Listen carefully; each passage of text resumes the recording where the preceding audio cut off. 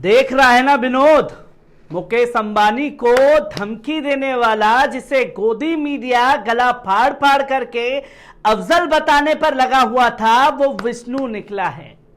आदाब, नमस्कार, अस्सलाम वालेकुम नाजरीन। पल पल न्यूज के न्यूज रूम से मैं हूं आपके साथ नदीम अकरम। एक बड़ी खबर सामने आई, जहां अफजल के नाम का ढिंडोरा गोदी मीडिया ने इस कदर फूका कि जिसकी सारी हदें पार कर दी गई। और ना जाने उस कॉलिंग को लेकर के अफजल के तार पाकिस्तान से जोड़ करके हमारा गोदी मीडिया ले आया।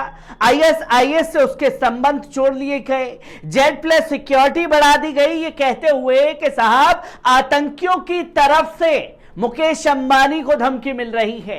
मुकेश अंबानी को आखिरकार क्यों नापसंद करता है आतंकवादी संगठन, और अफजल की इस हरकत पर क्या कहेगा देश। पर अब मैं ये पूछना चाहता हूं कि जो गोदी मीडिया अफजल के नाम पर गला फाड़ फाड़ करके ये बताने की कोशिश कर रहा था कि साहब मुकेश अंबानी के पीछे अफजल पड़ा हुआ है, जो मुकेश अंबानी को जान से मारने की धमकी दे रहा है। उनके घर के बाहर ये पोस्टर मिला, उन्हें कॉलिंग आई, तमाम पहलू गोदी मीडिया निकाल करके ले आया। और जब पुलिस प्रशासन द्वारा इस केस की तफ्तीश कर ली गई तो अफजल नाम रख करके विष्णु ने धमकी दी थी मुकेश अंबानी को। अब लोग जो हैं दूरबीन ले लेकर के ढूंढने की कोशिश कर रहे हैं उस गोदी मीडिया के उन चेहरों को, जो आए दिन ये बताने की कोशिश कर रहे थे कि अफजल मुस्लिम समुदाय से है, और मुस्लिम समुदाय नाम देख करके किस तरीके से गोदी मीडिया बौराता है वो भी तस्वीरें देश और दुनिया ने देखी हैं।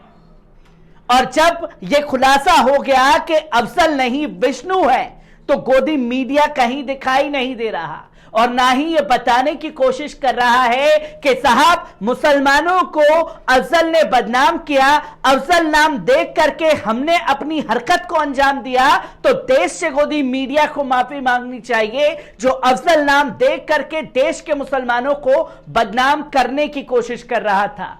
किस तरीके से यह बड़ा खुलासा किया गया है पुलिस प्रशासन द्वारा, इस पूरी खबर पर नजर डाल लेते हैं। रिलायंस इंडस्ट्री के चेयरमैन मुकेश अंबानी के परिवार को जान से मारने की धमकी देने वाले शख्स की पहचान हो गई है। 56 साल विष्णु विभू भौमिक ने सोमवार को लगातार फोन कॉल के जरिए अंबानी परिवार को धमकी दी थी। डीसीपी नीलोत्पल के मुताबिक पुलिस की गिरफ्त में आया ये शख्स पेशे से ज्वेलर है और दक्षिण मुंबई में उसकी दुकान है। मीडिया रिपोर्ट्स के मुताबिक इसने रिलायंस फाउंडेशन हॉस्पिटल में फोन करने के दौरान अपना नाम अफजल बताया था। वे दहीसर का रहने वाला है। सूत्रों के मुताबिक HN रिलायंस फाउंडेशन हॉस्पिटल के पब्लिक डिस्प्ले नंबर पर धमकी भरे 8 कॉल किए गए। कॉलर ने उनके पूरे परिवार को 3 घंटे में खत्म करने की धमकी दी थी। हॉस्पिटल मैनेजमेंट ने DB मार्ग पुलिस स्टेशन में इस मामले की शिकायत दर्ज कराई थी। मुंबई पुलिस ने 3 टीमें बनाकर मामले की जांच शुरू कर दी थी। शुरुआती जांच में पता चला था कि कॉलर एक ही है और उसी ने लगातार 8 कॉल की है। इसके बाद कॉलर की लोकेशन ट्रेस कर उसको हिरासत में लिया गया। अभी उससे पूछताछ जारी है। HN रिलायंस हॉस्पिटल के CEO डॉक्टर तरंग ज्ञानचंदानी ने कहा है कि हम हॉस्पिटल में स्वतंत्रता दिवस पर झंडा फहरा रहे थे, तभी अनजान नंबर से एक कॉल आया। फोन करने वाला हमारे चेयरमैन का नाम लेकर धमकी दे रहा था। इसके बाद सुबह 10:45 से 12 बजे के बीच 8 से 9 बार अस्पताल के पब्लिक नंबर पर अनजान नंबर से कॉल आई।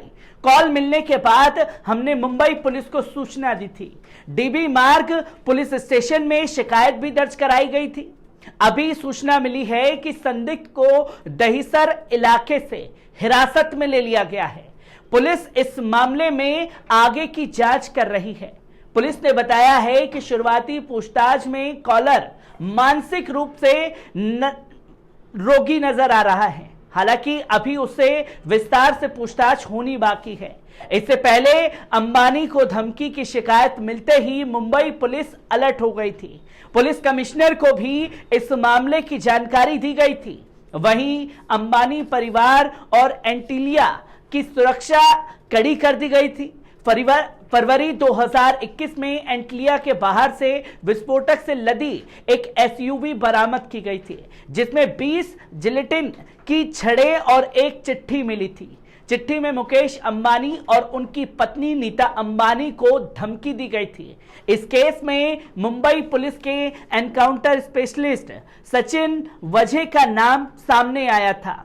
अभी इसकी जांच चल रही है। मुकेश अंबानी को 2013 में हिजबुल मुजाहिदीन से भी धमकी मिलने के बाद तत्कालीन मनमोहन सिंह की सरकार ने Z+ सिक्योरिटी मुहैया कराई थी। उनकी पत्नी नीता अंबानी को 2016 में केंद्र सरकार ने Y+ सिक्योरिटी प्रदान की थी। उनके बच्चों को भी महाराष्ट्र सरकार की ओर से ग्रेडेड सुरक्षा दी जाती है, जिसकी जानकारी लोगों के साथ सार्वजनिक की गई। और जब यह जानकारी सार्वजनिक की गई तो जहन में सवाल यह आता है कि जो शख्स विष्णु पकड़ा गया है वो अचानक से अब पुलिस को मानसिक रोगी नजर आ रहा है। यह मानसिक रोगी का कृत्य नहीं हो सकता जो फोन कॉल करके विष्णु होने के बावजूद अपना नाम अफजल बता करके धमकी देता है पूरे परिवार को मारने की। 9 बार अलग अलग जगह से कॉल करता है और जब कॉल करता है तो पुलिस प्रशासन ट्रेस करके उसकी गिरफ्तारी कर लेती है। गिरफ्तारी के बाद खुलासा होता है कि धमकी देने वाला शख्स अफजल नहीं बल्कि विष्णु है। और विष्णु का नाम सामने आने के बाद गोदी मीडिया जो अफजल के नाम पर ढिंडोरा पीट रहा होता है वो अचानक से खामोश हो जाता है, साइलेंट मूड में चला जाता है। और जब इसको लेकर के प्रशासन से सवाल होता है कि किस तरीके से कार्रवाई आप लोग करेंगे, तो प्रशासन की तरफ से कार्रवाई के नाम पर बताया जाता है कि जो आरोपी है वो मानसिक रोगी है।